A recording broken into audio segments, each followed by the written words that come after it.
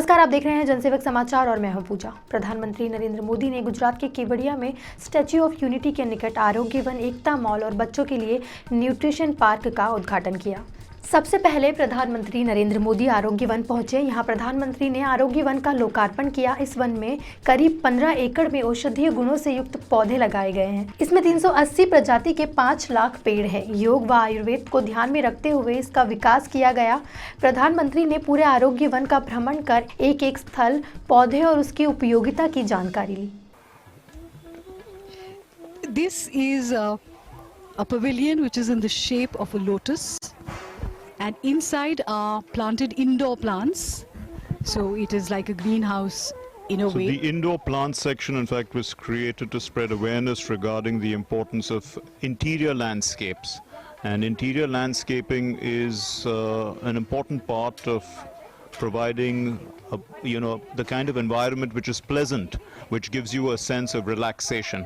Also, some of these indoor plants are very important in these pandemic times because they help to absorb all the toxins in the air. Indoor garden को कुछ इस तरीके से design किया गया है कि ये कमल की कली की तरह लगता है और ऊपर से ये खुला हुआ है। इसमें कुल मिलाकर 17 प्रजातियों के पौधे लगाए गए हैं और सबसे खास बात इस इंडोर गार्डन की ये है कि अंतरिक्ष एजेंसी जो नासा है उसने 10 ऐसे पौधों पर रिसर्च किया है जो वातावरण में ऑक्सीजन ज़्यादा देते हैं और प्रदूषण कम करने में सहायक होते हैं। तो आरोग्य वन के इस इंडोर गार्डन में इस समय प्रधानमंत्री अलग अलग चीज़ों का मुआयना कर रहे हैं और जब रात के समय में इस पर LED लाइटें जलती हैं तो ये इंडोर गार्डन जो है वो कमल की कली की तरह खिला हुआ नजर आता है और ये दूर से नज़ारा ऊपर से खुला हुआ है। प्रकाश संश्लेषण की जो प्रक्रिया है, जो पौधे जहाँ से भोजन तैयार करते हैं, उसके लिए वैज्ञानिक पहलू के तहत इसे डिज़ाइन किया गया है कि सूरज का प्रकाश औषधीय पौधों को लगातार मिलता रहे और वो भोजन तैयार करते रहें। और हम सबको पता है कि ये औषधीय पौधे आज के समय में कितना अहमियत रखते हैं। एक तरफ जहां जीवन में, हम सबके जीवन में भाग दौड़ काफ़ी बढ़ गई है।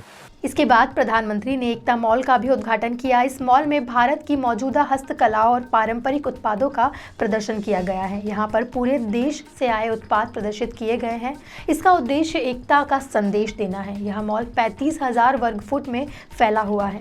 मॉल में 20 एम्पोरियम है जो प्रत्येक राज्य का प्रतिनिधित्व करते हैं। गौरतलब है कि एकता मॉल को केवल 110 दिनों में निर्मित किया गया है। यहाँ प्रधानमंत्री ने अलग अलग राज्यों के एम्पोरियम में जाकर वहाँ उपलब्ध उत्पादों की जानकारी ली। We can see that the Northeast has been very close to the Prime Minister's heart as well, and this government, the government of Prime Minister Narendra Modi has been giving a lot of time to the development of the Northeastern region with the development of highways, inland waterways, railways. There's the entire Act East policy which is designed towards developing and helping the Northeast. देश के उत्तर से दक्षिण, पूर्व से पश्चिम, मध्य भारत, हर जगह से कलाकार हस्तकरघा, हस्तशिल्प के अपने नमूनों का यहाँ पर प्रदर्शन कर रहे हैं।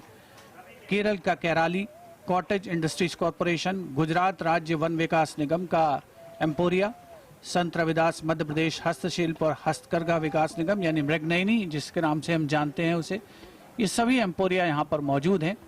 जम्मू कश्मीर का एम्पोरिया भी यहाँ पर मौजूद है जो अपनी विशिष्ट हस्तशिल्प कला के लिए सारी दुनिया में विख्यात है। ऊनी कालीन वहाँ के बहुत ही प्रसिद्ध हैं जो विदेशों में निर्यात किए जाते हैं। इनके अलावा लकड़ी पर पच्चीकारी।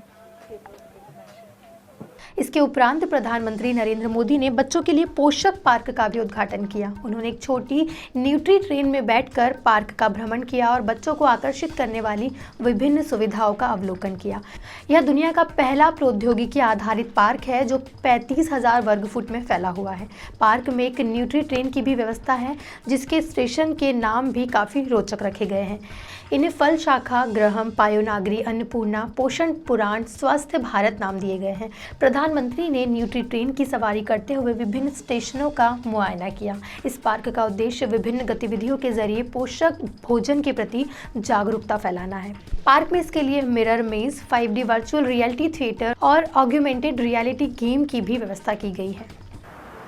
फल शाक गृहम पहला स्टेशन चिल्ड्रन न्यूट्रिशन पार्क का।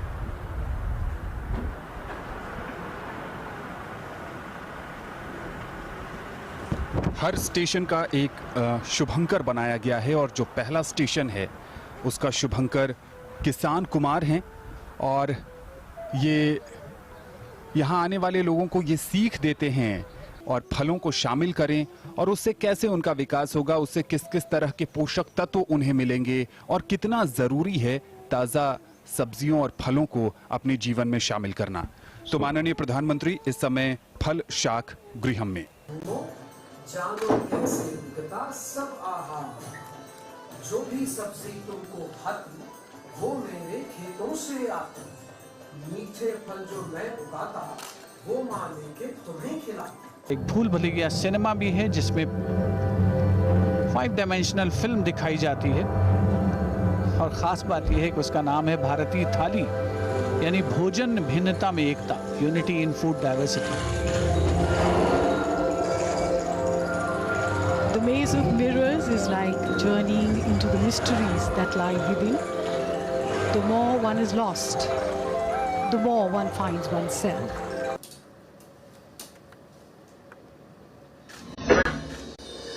नमस्कार दोस्तों, अब हम तैयार हैं पूरे भारत की थाली का स्वाद चखने के लिए।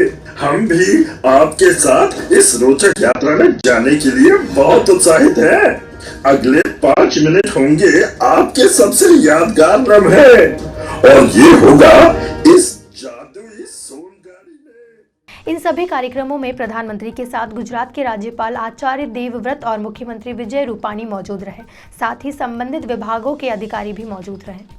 गुजरात के केवड़िया में स्टैच्यू ऑफ यूनिटी और उसके आसपास का क्षेत्र एक बड़े पर्यटन केंद्र के रूप में विकसित हो गया है। यहाँ पूरे परिवार के साथ भ्रमण के लिए जाया जा सकता है। इस बुलेटिन में फिलहाल इतना ही। देश और दुनिया की बाकी खबरों के लिए देखते रहिए जनसेवक समाचार। धन्यवाद।